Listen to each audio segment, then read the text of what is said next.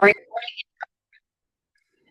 hello, everybody. Welcome to another exciting lecture by your favorite speaker, Dr. Ronald J. Brown. That's me on the right, standing in front of one of the monumental buildings of Fifth Avenue, the New York Public Library. Well, Mrs. Astor was the queen of the Gilded Age. We'll talk about the rise of Mrs. Astor. She had a childhood, grew up like everybody else. The issue that she dealt with was a nation without an aristocracy. There were no barons and dukes and kings in New York, and no matter how wealthy and powerful she remained Mrs. Astor. Dealing with the barbarian invasions, all these new people, these Germans, these Irish, later on Italians and Jews from Eastern Europe invading her beloved New York City. Well, she fought back as a true Knickerbocker. She wasn't going to give in to all these new people who were storming the barricades. And then finally, the tragic end of Mrs. Astor. So let's get started. Here we see Mrs. Astor as a young woman, always associated with her Fifth Avenue mansion, which she only lived in for a couple years at the end of her life. So this association of her in a mansion on Fifth Avenue is not really true to history. Her mother was, as her name indicates, Helen Van Cortlandt White Schemerhorn. Van Cortlandt and Schemerhorn, good Dutch Knickerbockers, White, good English Knickerbocker. Her family on all sides went back to the Dutch and English colonial period. She was a Knickerbocker. Her father, Abraham Schemerhorn, you can't get more Dutch than that, 1783 to 1850, another one of her ancestors. Well, as we know, she became an Astor by marrying into the Astor clan. Well, the Astors came, John Jacob Astor, Johann Jakob Astor, came only in 1784, so he wasn't really a Knickerbocker. But yet, he had such wealth that he was accepted by the Knickerbockers and ended up intermarrying with the Schemerhorns, the Van Cortlandts, the Whites, and all these other old Knickerbocker families. Well, the John Jacob Astor was a son of a German butcher, ended up coming to New York. This was the grandfather of Mrs. Astor. Became wealthy, built Colonnade Row, which we see on the right, which is still standing, an apartment complex, built the famous Astor Opera House, which we see on the left, and the family lived in Greenwich Village. We see the Astor home in Greenwich Village. Mrs. Astor ended up going, as most young girls did, to private academies for girls. She attended a school run by Mrs. Bensey, which we don't know too much about other than it was like a finishing school. Marriage, well, the good old Dutch and English Knickerbockers and eventually the Astors were associated with the Episcopal Church, even if they were of Dutch Reformed ancestry or of German Protestant ancestry. Gradually, the Knickerbockers became associated with the English Episcopal Church. First one on the left, in the middle was the second one on the same spot. And today on the right, you see the new Trinity Episcopal Church at the intersection of Broadway and Wall Street. Here we see Carolyn Webster Schemerhorn Astor, 1830. We see her in her older years. married William Backhouse Astor Jr. They had 5 children. Now, William Backhouse Astor Jr. was not a John Jacob Astor with a numeral, but their son became known as the Astor. So her older brother assumed the title of John Jacob Astor III. Then there was Astor IV, and there's Astor V. The name didn't pass from father to son. Sometimes it went to a cousin who was judged to be worthy to be a John Jacob Astor with a numeral. The Astor family had various homes in addition to the one in the city. Here we see Ferncliff Rhinebeck up in Rhinebeck, New York. We see Beechwood in Newport, Rhode Island, as all wealthy Knickerbockers had to have a house up in the countryside. Well, the Astors were modest. They did not build big, beautiful mansions. Here we see the typical brownstones, which the Astors lived in Fifth Avenue, as did all of the Knickerbockers. No marble, no gilt, no statues on the outside. Modesty on the outside. Here we see William Backhouse Sr.'s Fifth Avenue home. We see John Jacob Astor III's Fifth Avenue home. Typical brownstone, generally 3 windows wide and 4 stories tall. So the Knickerbockers were modest. Well, there was a big battle between Charlotte Augusta Gibbs, who married John Jacob Astor III, and she thought that she should be the queen of New York aristocracy. Well, Carolyn also claimed the title of being the Mrs. Astor. Well, Carolyn ended up beating Charlotte Augusta Gibbs into submission, and Carolyn became known as the Mrs. Astor. Now, while the outside of their homes of the Knickerbockers were modest, the interiors were lavish.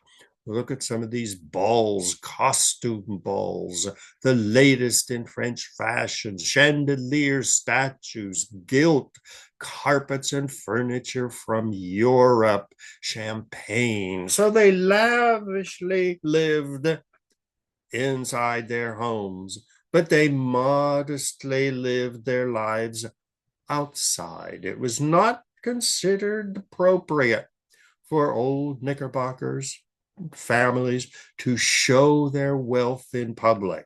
This was not the time of Donald Trump where you plastered your name on everything and showed everybody how lavish you could live.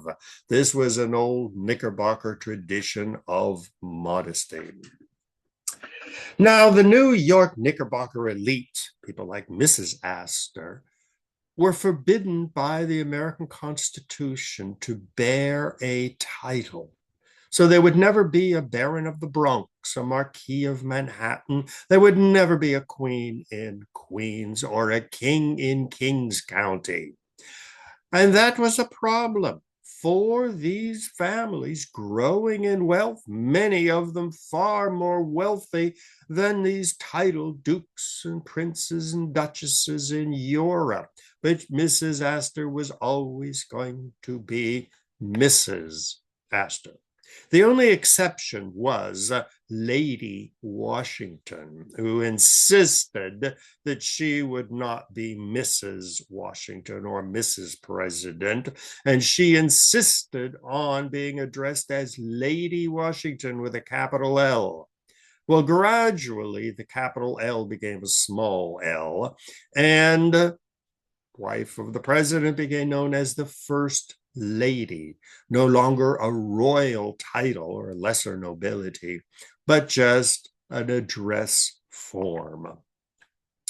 Peter Stuyvesant was, of course, one of the most famous of the Knickerbocker elite, who was a governor and ruled the city and really gave the name Knickerbocker to the Dutch and later the English, and then a few Germans, such as the Astors, gave them the name of the Knickerbocker elite. Peter Stuyvesant was buried in St. Mark's in the Bowery. See the church on the right. We see the stone above the entrance into the crypt underneath the church. So Peter Stuyvesant really was considered the elite of the New York Knickerbockers. Well, other Knickerbockers were Dutch, English, a few Scots, and then Germans. We had Livingston, Beekman, Van Cortlandt, Phillips, Van Rensselaer, Schuyler, De Priester, Gage, J. Delancey. They were the old Knickerbockers, and gradually John Jacob Astor ended up marrying into these families.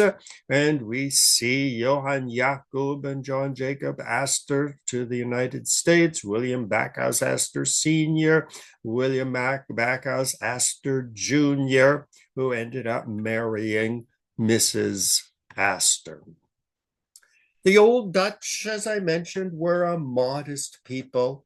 They didn't want lavish homes with gilt and marble like those decadent French and British and German and Italian dukes and duchesses and princes had. This was a modest aristocracy. They began gathering around Washington Square and gradually built the Dutch church in Washington Square. And today, the northern part of Washington Square is still dominated by modest Knickerbocker homes. Well, following the Civil War, so many people had made so much money that they started clamoring to be admitted into the ranks of the New York City elite, even though they weren't Dutch, even though they were maybe not even English. But so many people made so much money during the Civil War. The Brooklyn Naval Yards produced all the ships used in the Civil War. In fact, even the South, when they saw the war coming, started snapping up battleships from the Brooklyn Naval Yard and sending them down south.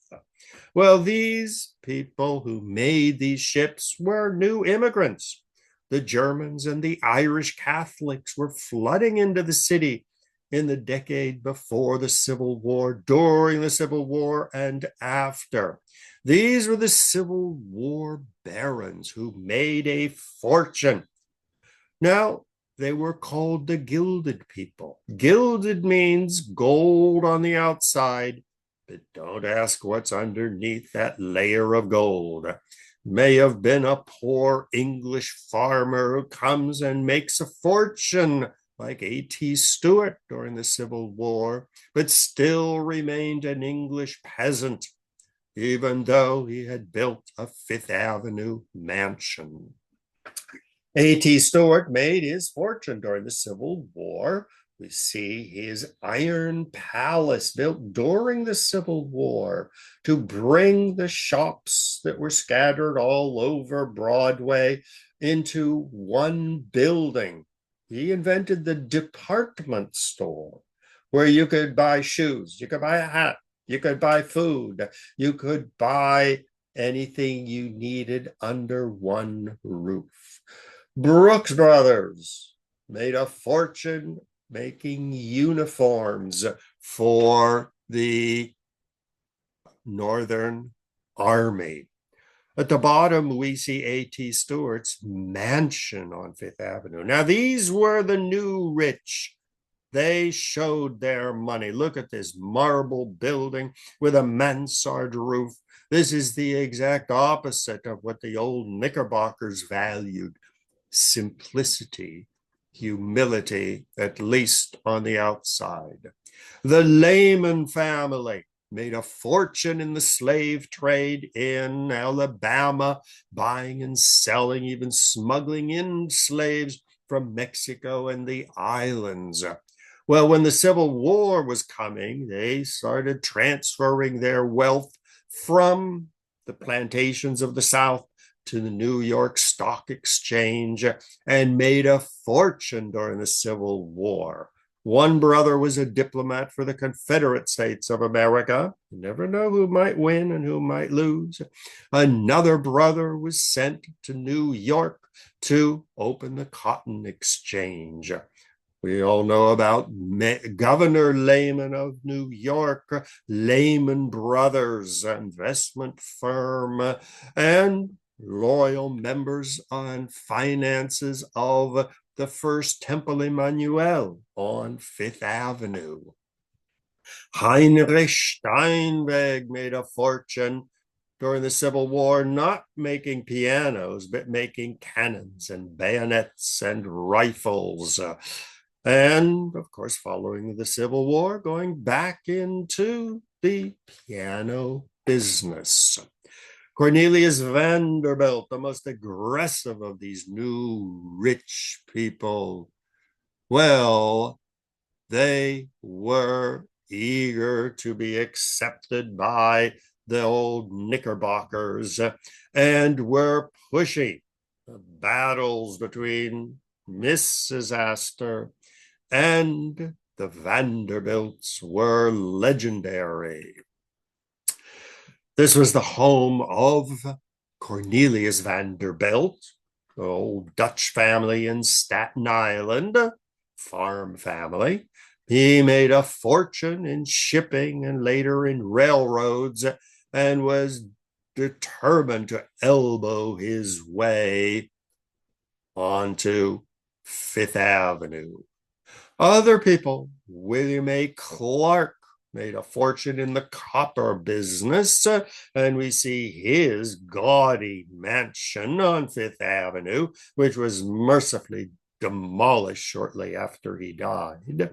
On the right, we see the palatial mansion of Charles M. Schwab, who was, by the way, my mother's cousin. There's him on the front of Time magazine. He was another upstart German Catholics from Latrobe, Pennsylvania, who built another gaudy mansion, which also was demolished following his death. But these were the kinds of people who were at war with the old Knickerbockers. So the Gilded Age was an age of conflict between the new rich and the old rich. Well, at the same time, New York City was being literally flooded with new immigrants. The Italians, Southern Italian Catholics, Jews from Eastern Europe, these were the Orthodox ones, who started flooding into the city. And we see the growth of population really taking off following the Civil War. On the right, we see the Lower East Side, the largest Orthodox Jewish concentration in the world, 500,000 Eastern European Orthodox Jews flooding in. Well, a lot of these people started making money and started demanding their place in the New York hierarchy. Well, here we see Mrs. Astor's great battles, the late 1800s, the Gilded Age, where most immigrants were still European immigrants, but they were not acceptable to Mrs. Astor. These Italian Catholics and Polish Catholics and Russian Jews were to be kept out, even though they were Europeans. Well, then, during World War II, immigration ended following a restart of immigration. And we see on the right, where the vast majority of the people are from Mexico, Latin America, Asia, the Caribbean islands, with only a tiny diminishing number of Europeans. So Mrs. Astor was defending her white Protestant America, whereas Donald Trump is defending white Protestant America, but against a very different invasion. So Mrs. Astor, the most hated woman in New York, was out to defend the power and the glory of the old Knickerbocker families. This is well documented. Edith Wharton, The Age of Innocence. The Gilded Age, the term was coined by Mark Twain shortly after the Civil War. There are even Gilded Age games. HBO series, The Gilded Age, shows Mrs. Astor, scowling on the left, at war with Mrs. Vanderbilt on the right. The battle of the century. Now, to be a member of the Knickerbocker elite, you had to go to Trinity, which we saw earlier, or later it was Grace Church in the middle, also on on Broadway, and then St. Thomas on Fifth Avenue. So to be a member of the Knickerbocker, you had to join the right church.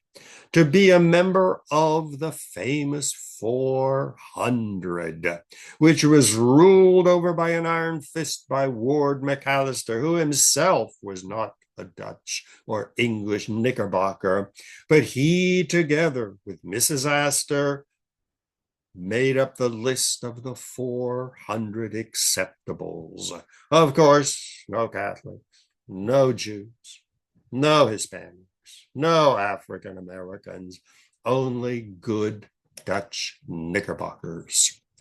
Also, part of this battle were the private clubs. The Union Club of New York City, founded in 1836, very strictly regulated who could join. Of course, only Knickerbockers were allowed in, and you had to be invited. Famous Knickerbocker Club. See the book on the left by Washington Irving that popularized the name Knickerbocker for the old Dutch families. Here on the right, we see the Knickerbocker Club today, just on the corner of Fifth Avenue and 62nd Street. Very exclusive. To be a member of a Knickerbocker family, you had to have a mansion on the Gold Coast, which is the North Shore of Long Island, or a Newport mansion in Rhode Island. This was a sign that you were a member of the elite. Well, of course, you had to know what the latest fashion was in Paris. What suits were men wearing in London? What was the carriage of the season? So Louis Comfort Tiffany, French Huguenot extraction, ended up becoming the arbiter of good taste. So every woman had to have the right dress. Every man had to have the right shoes, the right cane, the right top hat, to show that they were a member of the elite. Well, Mrs. Astor was in the forefront of defending her aristocratic Gilded Age fortress. Books have been written about her. Mrs. Astor regrets, even if she received an invitation to a very wealthy family that was having a wedding, she would not attend if they were not members of the Knickerbocker. Now, people could weasel their way into the Knickerbocker. For example, Augustus Schoenberg, he was the leader of the Rothschild Bank here in New York, and he wanted to join the elite. So he changed his name from Schoenberg to Belmont, which is basically the same thing, one in German and one in French. Went into the banking business on his own, intermarried with the Perry family. Caroline was the niece of Oliver Hazard Perry, made up his own coat of arms, and was largely accepted into the elite because of his money, but because he also converted and became a good member of the Episcopalian elite. These were the episcocrats. Well, it took some doing for Auguste Belmont to be accepted. When he was not accepted into the Union Club and the other clubs, he, together with John Jacob Astor III and Alexander Hamilton Jr., founded their own club, which they named the Knickerbocker Club, which we saw earlier is in its newer building on Fifth Avenue. Well, the German Jews, who were excluded, of course, from the 400, also established their own club, the Harmonie Club, called the Harmonie Gesellschaft in German. Just before the Civil War, we see the original building on the left, and today we see the current Harmonie Club. They were excluded from the Knickerbockers and the good clubs. What do? You establish your own. The Vanderbilts were in the forefront of attacking the exclusive 400 and attacking Mrs. Astor. The Commodore died in 1877, but he had 11 living children out of 13, and he insisted on establishing the presence of the family on Fifth Avenue. Those identical buildings that you see on the left, he built for each of his daughters when they married along Fifth Avenue. And he built his own giant mansion, which we see on the right, which he only lived in for 1 year. Moved in actually, he died 1877. The house was finished in 1878, so he never even was able to live in the completed building. But the Vanderbilts took on Mrs. Astor. Well, another way of establishing your presence on Fifth Avenue, like the Vanderbilts with their rows of mansions, the Irish Catholics built St. Patrick's Cathedral. The German Jews built Temple Emmanuel, the first Temple Emmanuel on Fifth Avenue, to show that they too had a claim to the paradise of Fifth Avenue. Now, certain families, such as the Vanderbilts, the Jerome family, fabulously wealthy, but excluded from the elite, developed another way of becoming famous. They would send their daughters to Europe with suitcases full of gold bars, find some English or French or German or even Turkish or Italian duke or prince who had a beautiful castle that was falling apart because he had no money, on the verge of bankruptcy. So the Vanderbilt money linked up with a duke or a prince in Europe. The castle was redone, and the Vanderbilt girl got the title of Duchess or princess or marquise.